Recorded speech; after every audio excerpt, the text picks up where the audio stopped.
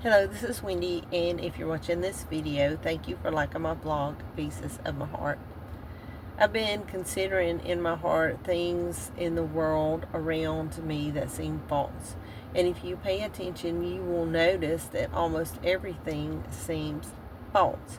You have fake news, you have false advertising, you have some politicians that seem to be false, you have businesses that bring out products that are not what they're supposed to be, fake meat.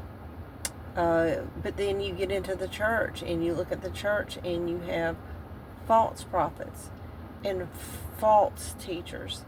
And I want to look at a scripture in 2 Peter. It's 2 Peter 2, chapter 1, and this is the New American Standard Bible. But false prophets also arose among the people, just as there will also be false teachers among you, who will secretly introduce destructive heresies, even denying the master who bought them, bringing swift destruction upon themselves. And when you go into the church, you know there's going to be faults. And that's the one place where everything should be genuine, because the presence of God should be there. The presence of God should be priority. But that's not always the way it is.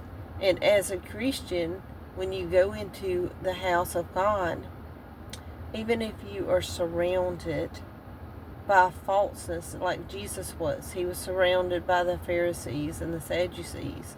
Daniel was living in the kingdom of Babylon, which everything was worshiping of the king. He even had a statue erected of himself. And the 3 Hebrew children, or men, princes, had to bow, or were requested to bow before a false god or die. But I want to encourage you, even when you are in the midst of everything that's false. You look at AI, which stands for artificial intelligence. Artificial. But God is real in the midst of it. When Daniel was in the kingdom of idol worship, he found God. God spoke to Daniel. He spoke to him about things to come. In the midst of that, and the 3 Hebrew men didn't bow, and they came out unshackled, unburned, and were promoted in the kingdom. So when you find yourself in the midst of a grouping or situation where everything is false, just remember that God is still with you, and God is real, and he can be found in those places, and he wants to use you in those situations. He don't want you necessarily to leave every single situation that's false.